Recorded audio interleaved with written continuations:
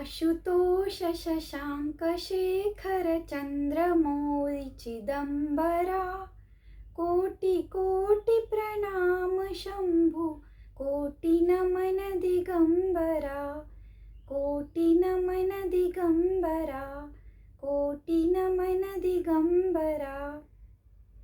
नमस्कार. माई आणि कौशिकीचे भक्तिविश्व या यूट्यूब चॅनलमध्ये तुम्हा सर्वांचं मनापासून स्वागत. श्रावण विशेष कथा सिरीज यात आपण बघत आहोत महादेवांशी संबंधित विविध पौराणिक कथा. महादेवांना चंद्रमौळी हे नाव कसं बरं पडलं आणि महादेवांनी आपल्या मस्तकावर चंद्राला धारण का बरं केलं, यामागील 2 पौराणिक कथा आपण बघणार आहोत. सर्वप्रथम चॅनलवर जर नवीन असाल तर अशाच नवनवीन भक्तिमय व्हिडिओसाठी माई आणि कौशिकीचे भक्तिविश्व या यूट्यूब चॅनलला सबस्क्राईब करा. श्रावण विशेष कथा सिरीजमध्ये आपण समुद्र मंथनाची अद्भुत कथा बघितली. त्यानंतर आपण महादेवांना बिल्वपत्र का वाहतो यामागील पौराणिक कथा बघितल्या. तसेच महादेवांच्या त्रिनेत्राबद्दलही कथा आपण बघितली. आजच्या व्हिडिओमध्ये आपण जाणून घेणार आहोत महादेवांनी चंद्राला आपल्या मस्तकावर का धारण केलं. तत्पूर्वी चंद्रमौळी या शब्दाचा आपण अर्थ बघूयात. चंद्रमौळी अर्थात चंद्रदेव आणि मौळी म्हणजे मुकुटासारखं धारण करणारे, म्हणजेच चंद्राला आपल्या मस्तकावर मुकुटाप्रमाणे धारण करणारे असे महादेव. म्हणून आपण महादेवांना चंद्रमौळी असं म्हणतो. तर यामागील 2 पौराणिक कथा आपण बघूयात. त्यातील पहिली कथा अशी आहे.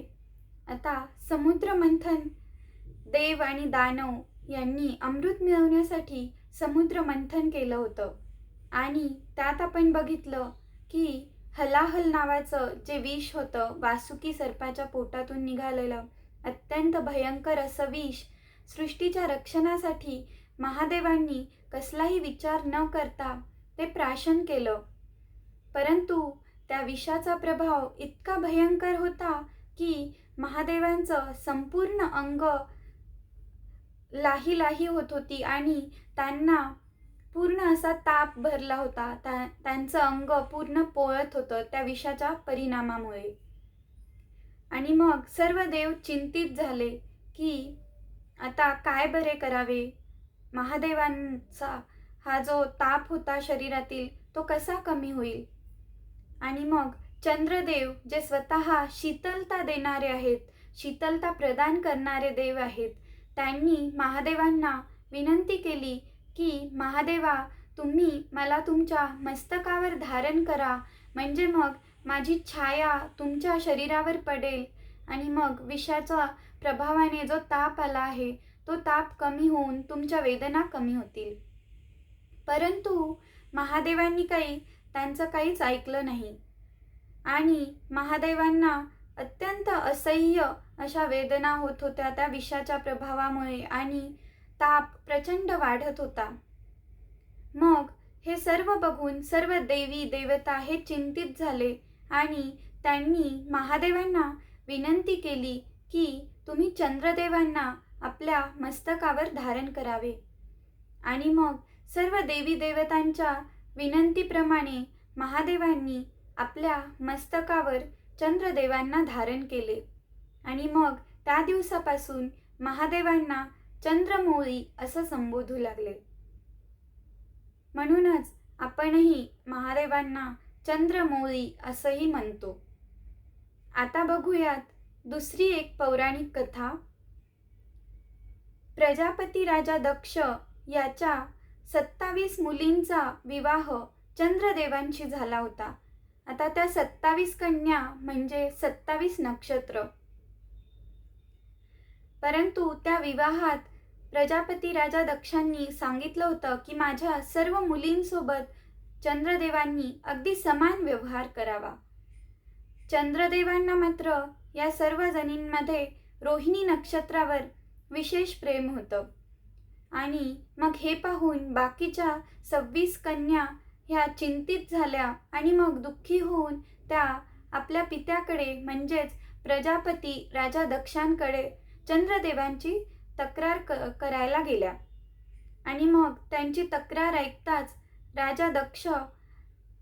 राजा दक्षाला अत्यंत राग आला आणि मग त्यांनी चंद्रदेवाला शाप दिला की तुझा क्षय होईल, म्हणजेच तू हळूहळू छोटा छोटा होत जाऊन तुझे संपूर्ण तेज नष्ट होईल आणि मग तू नष्ट होऊन जाशील, असा शाप दक्षाने चंद्रदेवांना दिला. चंद्रदेव या शापामुळे अत्यंत भयभीत झाले आणि त्या दक्षाने दिलेल्या शापामुळे, राजा दक्षाच्या शापामुळे चंद्रदेवांचा क्षय होऊ लागला आणि त्यांची जी चंद्रकोर आहे ती अत्यंत छोटी छोटी म्हणजे कमी कमी होत गेली आणि त्यांचे संपूर्ण तेजही नष्ट झाले.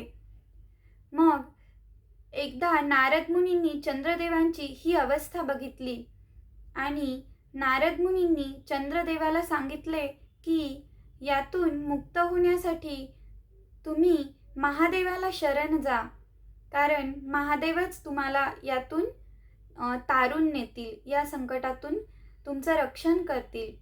तर मग नारद मुनींच्या सांगण्यावरून चंद्रदेव हे भगवान शंकराची कठोर तपश्चर्या करू लागले. कारण कैलास राणा शिवचंद्र मोळी फणींद्र माथा मुकुटी झळाळी कारुण्य सिंधू भवदुःख हारी तुझवीन शंभो मज कोण तारी. तर याप्रमाणे नारद मुनींनी जे सांगितलं होतं की महादेवच यातून तुमचं रक्षण करतील, तर त्याप्रमाणे चंद्रदेवांनी अत्यंत कठोर तपश्चर्या केली आणि भोलेनाथ चंद्रदेवांना प्रसन्न झाले. आणि मग शंकरांनी म्हणजेच महादेवांनी चंद्रदेवांना आपल्या मस्तकावर धारण करून त्यांना आपल्या मस्तकावर आश्रय दिला. म्हणजेच ते शरण गेलेले होते, त्यामुळे त्यांनी आपल्या मस्तकावर धारण केलं आणि मग तिथेच त्यांना आश्रय दिला. त्याचप्रमाणे जसं राजा दक्षाच्या शापामुळे चंद्र जी कोर आहे ती कमी कमी होत जाऊन अमावस्या ही तिथी येते, त्याचप्रमाणे महादेवांना शरण गेल्यामुळे मग अमावस्येनंतर चंद्रकोर ही कलेकलेने वाढत जाऊन पौर्णिमा ही तिथी येते, अशी पुढे आख्यायिका आहे. म्हणजेच याच कथेतून पुढे अमावस्या आणि पौर्णिमा ह्या तिथींची निर्मिती झाली असंही सांगितलं जातं. कारण जो क्षय होत होता त्यामुळे मग अमावस्या होत होती आणि मग त्यानंतर महादेवांच्या तपश्चर्येमुळे पौर्णिमेला चंद्राला संपूर्ण तेज प्राप्त झाले आणि मग हा चंद्र आपल्या पूर्ण अवतारात पौर्णिमेला आपल्याला दिसतो, असंही आख्यायिकेत सांगितलं जातं. तर यातून आपल्याला हेच शिकायला भेटतं की आपण अनन्य भावाने जर शरण गेलं तर भगवंत आपल्याला त्यांच्या ठिकाणी आश्रय देतात. जसं चंद्रदेवांना महादेवांनी आपल्या मस्तकावर धारण केलं आणि ते चंद्रमौळी बनले, त्याचप्रमाणे आपणही महादेवांना शरण जाऊया आणि म्हणूया, जय करुणा कंदा श्री सुरेंद्रा शरण तुला मी चंद्रमौलेशा तुला मी चंद्रमौलेशा तुला मी चंद्रमौलेशा. जर तुम्हाला आजचा हा व्हिडिओ आणि या कथा आवडत असतील तर व्हिडिओला लाईक करा, कमेंट करा, शेअर करा आणि अशाच नवनवीन भक्तिमय व्हिडिओसाठी माई आणि कौशिकीचे भक्तिविश्व या चॅनलला सबस्क्राईब नक्की करा.